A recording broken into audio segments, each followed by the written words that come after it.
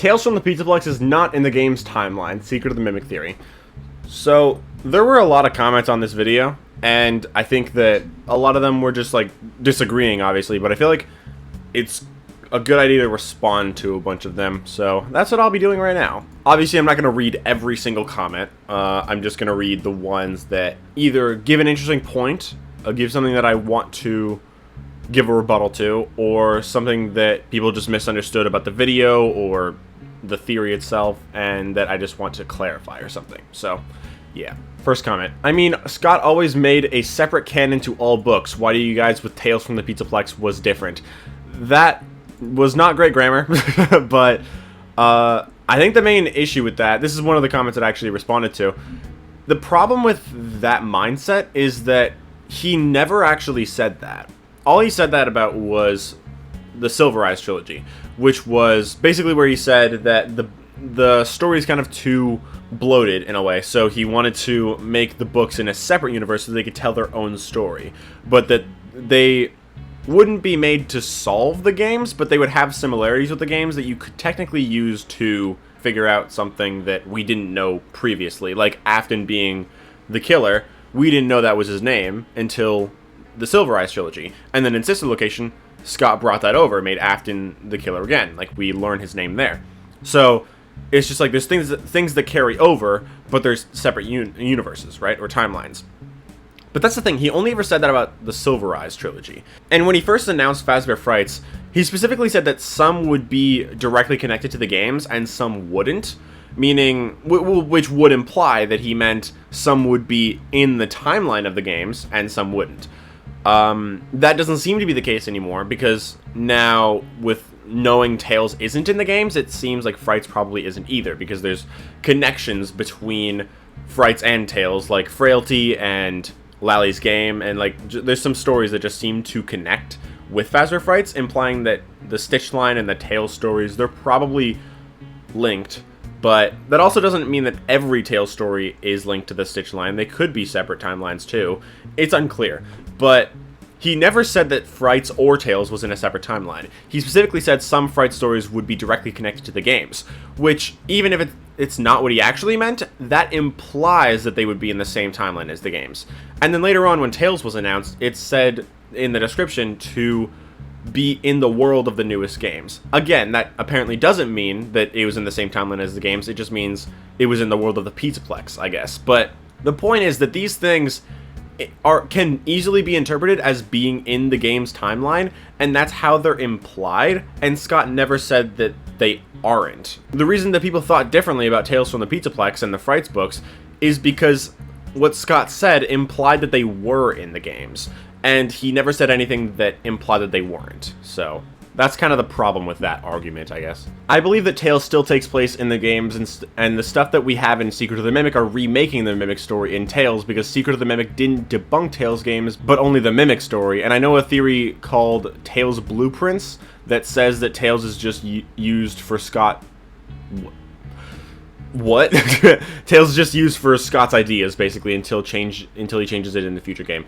I mean, I kind of get that, but, like, I feel like that implies that the Tales stories still aren't in the games. Like, he can use them for blueprints and ideas for the future, but that still doesn't mean that they are still in the games. I feel like that's a weird way to look at it, because there are some issues with a lot of the stories, like, being in the games. Like, one thing is, like, GGY, that's a story that a lot of people think would be in the games, but also the timing doesn't really make sense, because Gregory is 12 in that story, and it's like seemingly about like 3 years, maybe 2 or 3 years before Security Breach, which would make him like 14 or 15 during Security Breach, which doesn't really make sense with what we know about him.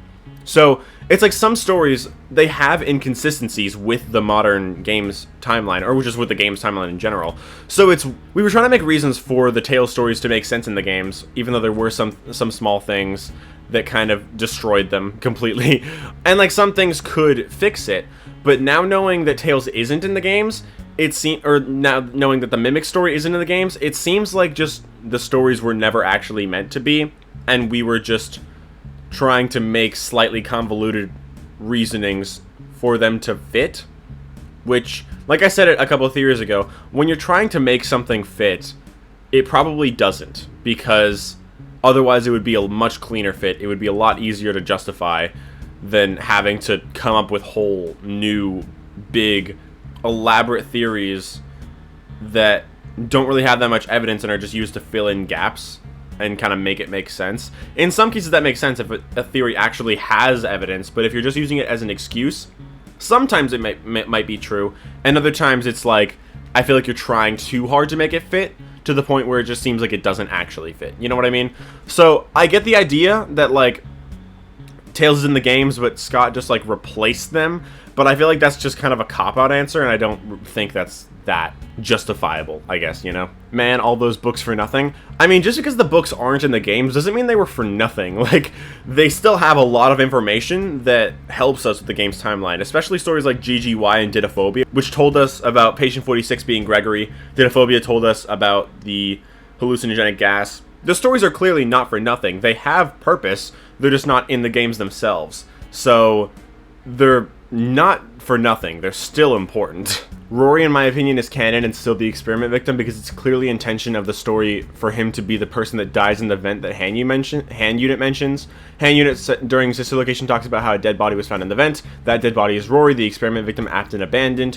Rory and Hudson, I believe, are meant to be the character that fit the roles that the theories give other characters. Who's the experiment victim, not Crying Child or Michael. Rory, who's the fright guard, not Michael or Henry, but Hudson. I can understand that perspective, but I feel like that's not clearly the intention. Like, Hand Unit saying that a dead body was found in the vent, I mean, maybe. Like, maybe that could be Rory, but there's no real indication of that because he decided that he didn't want to escape. So then if he did escape again, him dying in that vent specifically is weird because in Circus Baby's Entertainment and Rental, in that story, there is no vent. You know?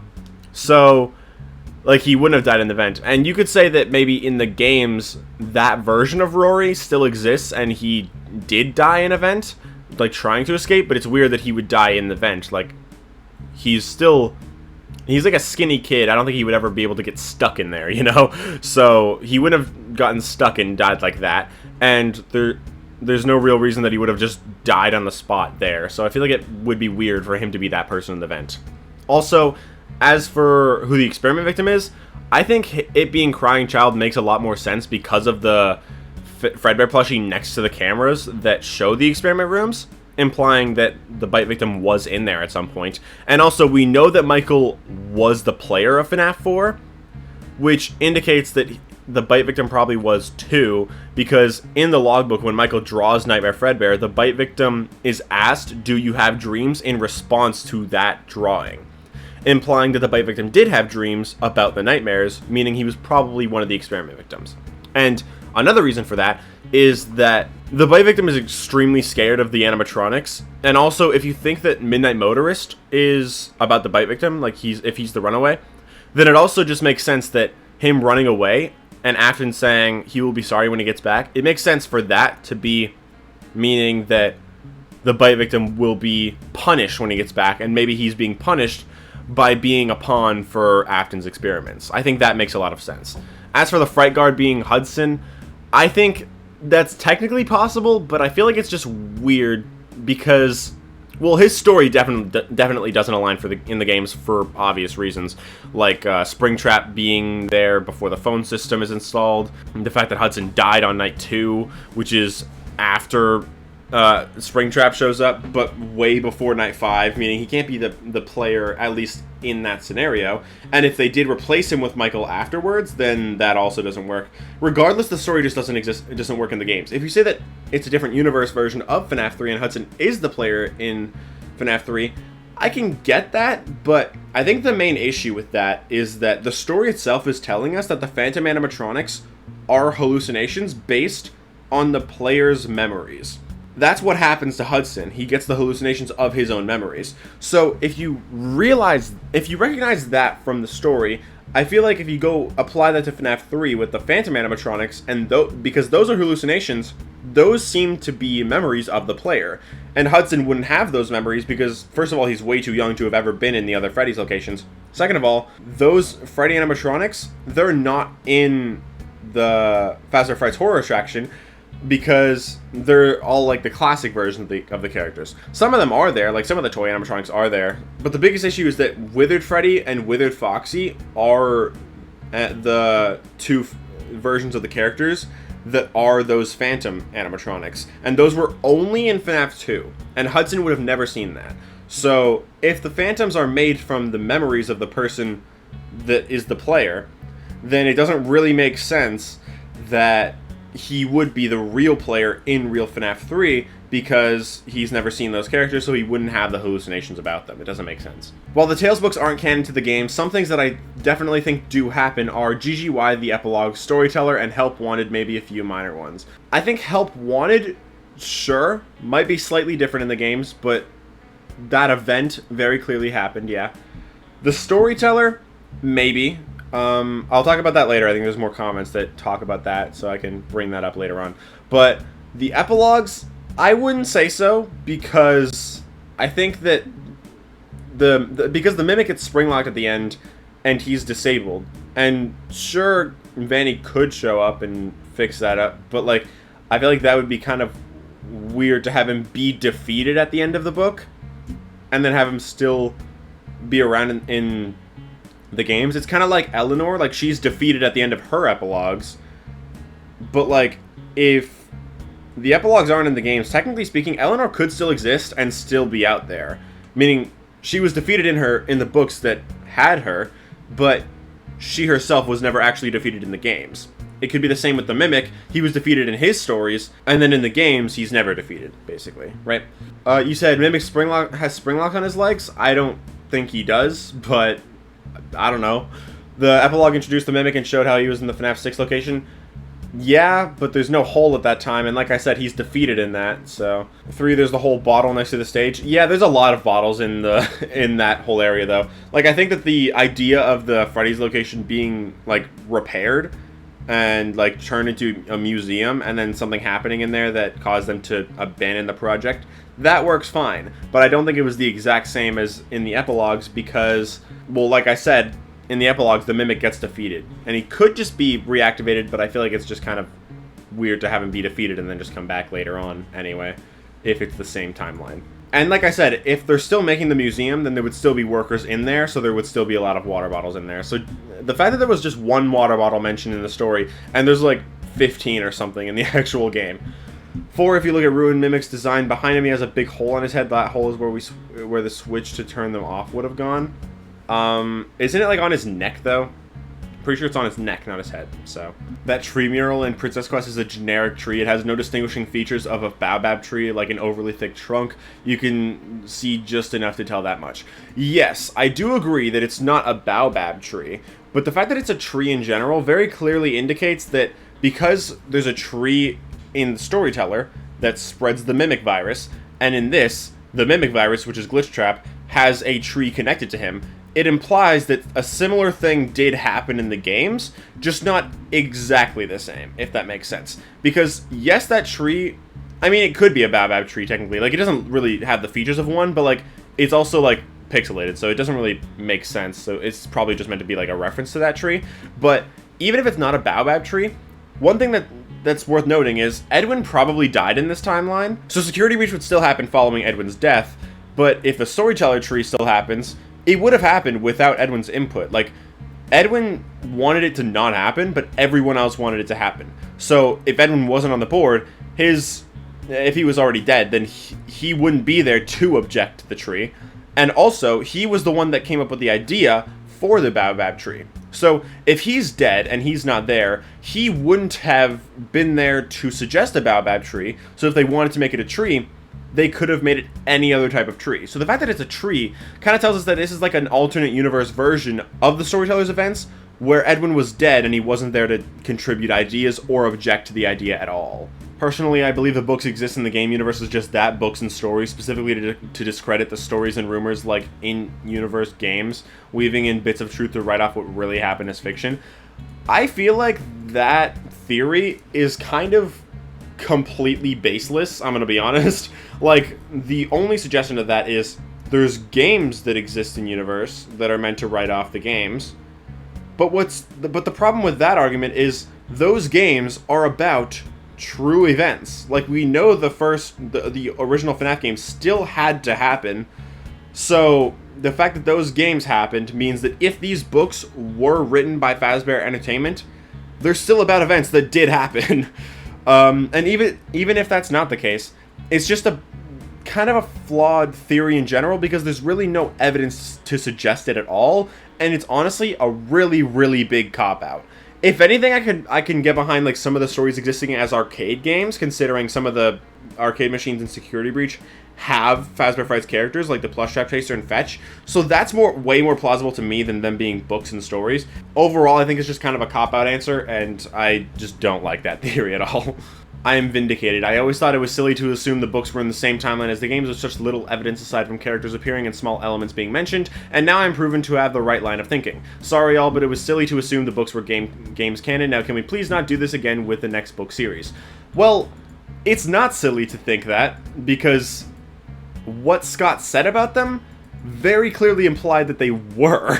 So it's not silly to think that. It's actually, I'd argue it's silly to have never had that thought in the first place, because what Scott said very much implied it. Saying there's little evidence, not true, because like I just said, Scott basically said they were in the games, and then they ended up not being in the games. Like, he didn't directly say, oh yeah, these books are in the game's timeline. He said, some of these books will be directly connected to the games, which implies in the universe. In the world of the newest games also implies in the universe. That's not what he meant, clearly, but it's not silly to think that that's what he meant, because that's very clearly what's being implied. And also saying, can we not do this again with the next book series? The book series after Tales was the interactive novels, which literally are in the games. At the very least, the week before is. And VIP is. And Escape the Pizzaplex is. The only one that definitively isn't, that isn't definitively in the games, is Return to the Pit. And the fact that that is a slight inconsistency among the 4 books implies it probably is in the games, if you ask me. So I think Secret of the Mimic suggests that the Mimic was never brought to the Pizzaplex, but instead the Pizzaplex was built over top of Murray's Costume Manor. We knew the Pizzaplex was built on top of the FNaF 6 location, and Ruin having a scooping room and mixes showed FNaF 6 was built on top of another, older structure. Considering William Afton's house was built on top of a hill and had underground tunnels leading from it to secret bunkers very similar to the Murray home, the Mimic may have been hidden underneath all along, while Fazbear Entertainment continued to reuse the same location they'd taken from Edwin. I would probably agree, but I'm not 100% sure. This is also what I was talking about, like, with Gibby in the stream that I joined. We were, like, talking about how a lot of what we see in Secret of the Mimic kind of aligns with different areas of the map in Security Breach. So they could very well be built on top of it, and also reuse some rooms from it. It would also explain why Mixes is down there. Maybe he actually, or she technically, was never moved. Maybe she's in the same spot she was. Maybe that area that we find right before the Mimic in Ruin, maybe that is an extended, altered version of the security office. We don't really know, and I think that could make sense. Like I said in a couple of my other theories, Afton also says that Fazbear Entertainment technically owns Edwin's home, and it's the same home seemingly as the FNaF 4 menu screen, implying that it's Afton's house. And that implies, since Afton is the business owner of Freddy's, Fazbear Entertainment, so he owns Edwin's house, meaning it probably becomes his house, probably the Midnight Motorist house, probably the FNaF 4 menu screen house, and he uses some of the rooms in it, like the hallway and David's room, as inspiration for his experiment rooms, which are underneath the Pizzaplex, probably, because I think that FNaF 6 is Fredbear's Family Diner, which makes it and sister location underneath the Pizzaplex. And if that's the case, then it's very likely that that whole area in Murray's, which is like the underground facility, maybe Afton used that and altered that and turned that into sister location as well. So that would imply that MCM, FNaF 4, all of FNaF 4 and FNaF 6 are all underneath the Pizzaplex. It's a very bloated area. There's a lot of stuff there, and I think like a lot of stuff was probably like wrecked in there to like make way for new building opportunities, like for the Pizzaplex, using some rooms from MCM and changing them and turning them into the Pizzaplex. I think that's probably that could probably be what happened. but I'm not 100% sure, like I said, because it is like a very bloated area, but it's definitely not impossible. Y'all need to let go of Andrew. He's a shit character that has no evidence behind him existing in the games. Watch my newest theory. Bringing up the Mimic's legs isn't a point. The pics are of M1, the Fiona endo. M2 matches better with the book Mimic. It didn't have legs and was the one that was eventually beaten. M2 later says that he built his own legs since Edwin didn't. I don't understand what this is saying, because M2 and M1 are the same body, just a different program. M1 is the Mimic that Edwin made for David, and it's the same body that M2 later uses. So they're the same Mimic. Edwin, in the books, he makes the Mimic without any legs, and in the games, he does have legs. So it's not really debatable. Like, if he has legs before David dies, then it doesn't line up with the books at all. And the Mimic in the games, like you said, does build his own legs, since Edwin didn't, sure. But he says his new legs, so it could just be like his legs broke. But also, the Mimic wasn't the one that made the legs in the books. The Fazbear technicians, they use legs that they found and attach them to the Mimic. So the Mimic building his own legs is also contradictory. So either way, like, the books and the games don't align because of the Mimic's legs. I feel it's clear that with the Steel Wool era, they're trying to tell a story in parts where you can't really theorize on the big pieces, because the big pieces are the next game. How did the Mimic get to the Pizzaplex? Next game. Might be an annoying answer, but it's been the answer for everything Steel Wool so far. I also feel you're just trying to hold on to the theories you have instead of trying to theorize with this new information in mind. The storyteller doesn't have very much evidence behind it. Your only real evidence is a tree in Princess Quest, something that isn't really much of anything as of now. The fact that it's a tree, like I said earlier, it's a tree connected to the Mimic, and in the books, the storyteller is about the Mimic connected to a tree. So the fact that there's a tree in Princess Quest is definitely meaning something. And I never said that the storyteller's story happens in the games, but I said that something similar must happen in the games because of the tree. And I think that's completely valid. I'm not holding on to old theories, I'm just holding on to theories that have evidence. So I don't think there's anything wrong with that. Anyway, those were all the comments that I wanted to read from this video. I get a lot of people's opinions. I get, like, the points that people made, but I think that some things are, like, definitely important to note. I did skip over a bunch of comments. Like, obviously I didn't read everything, because a lot of them were kind of people saying the same things just in different ways, or it's just something that I agree with, or it's not part of, like, actual theories, or it's just, like, people giving their thoughts on the fact that the debate is over or whatever. So, like, obviously I didn't read every comment, but I tried to read all the ones that I think were worth responding to. But yeah, I'll probably do this again with my other theories. This is just the first of my Secret of the Mimic theories. I might just start doing this with all my theories, just because it's fun to hear what people have to say about them. I think some of my other theories, like the FNaF 4 one, the Logbook one, and the Andrew one, I feel like there's going to be a lot of, like, negative comments on those, so whenever I do those ones. I hope you guys have enjoyed. If you did, leave a like, subscribe. So yeah, I'm going to see you guys later. Bye!